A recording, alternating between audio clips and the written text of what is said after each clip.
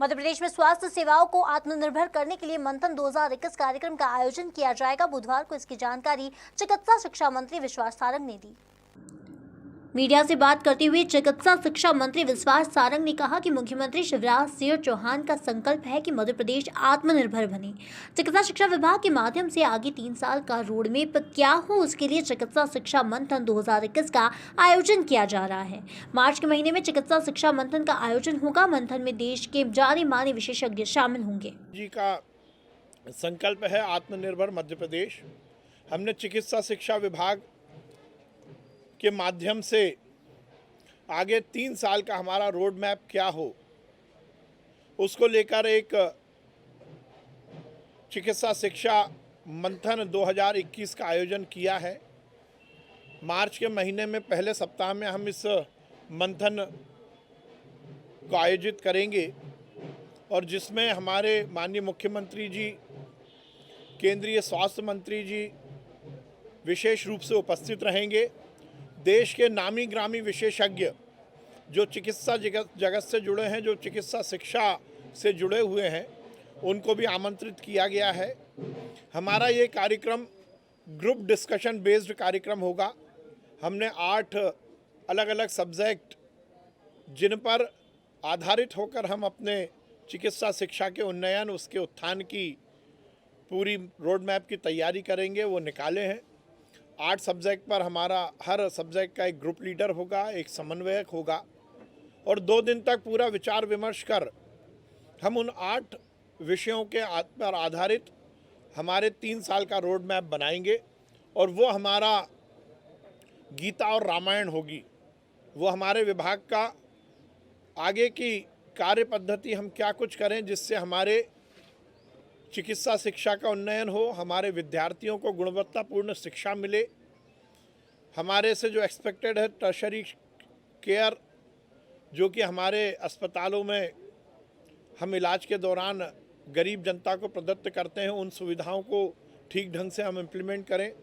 Ease of health services के जो भी हमारे KPI हैं, उनके सभी मापदंडों पर को निर्धारित करने का हम काम करेंगे।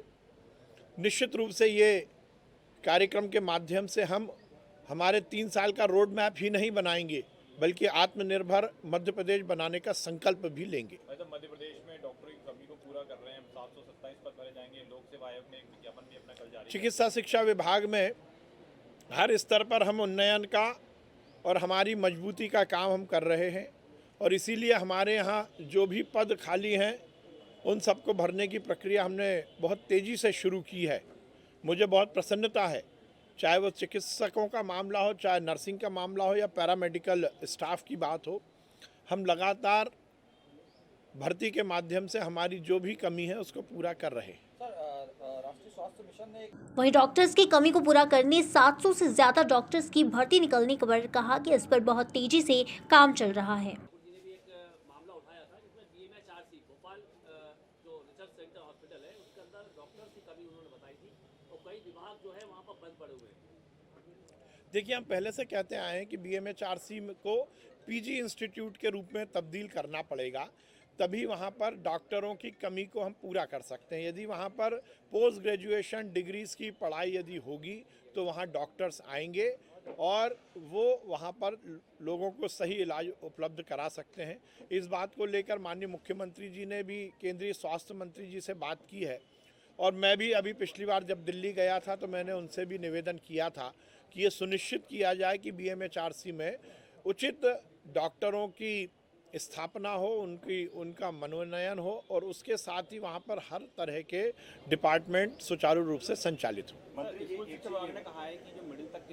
वहीं फ्रंट लाइन वर्कर को ड्यूटी के समय वैक्सीन लगवाने के दौरान भी ऑन ड्यूटी माने जाने के आदेश पर कहा कि पहले से ही हम बोलते आए हैं कि सरकार की प्राथमिकता है कि वैक्सीनेशन के जरिए हम कोरोना की लड़ाई जीते हैं। वो फ्रंट लाइन वर्कर जो कोरोना से लड़ाई लड़ रहे हैं, उन्हें टीका लगवाने के लिए दूर जाना पड़ता है, तो वैक्सीन लगवाने जाएंगे तब उन्हें ड्यूटी पर ही माना जाएगा। सर्टिफिकेट उन्हें दिखाना पड़ेगा ताकि रफ्तार बढ़ाई जाए। देखिए, पहले से ही हम ये बात कहते आए हैं, हमारी सरकार की प्रमुख प्राथमिकता है कि हम वैक्सीनेशन के माध्यम से कोरोना की लड़ाई को जीत सकें और इसीलिए वो फ्रंटलाइन वर्कर जो कि कोरोना वॉरियर हैं, जिन्होंने कोरोना में बहुत काम किया है और आगे भी उन्हें कोरोना की लड़ाई लड़नी है।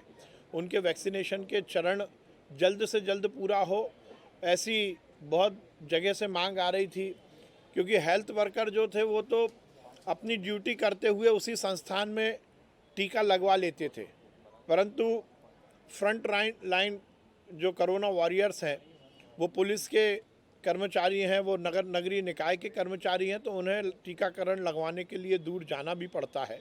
तो इसलिए ये निश्चित किया गया है कि वो टीकाकरण के लिए जाएंगे तो उन्हें उनकी ड्यूटी में ही उसको सम्मिलित किया जाएगा, उनको ड्यूटी पर माना जाएगा।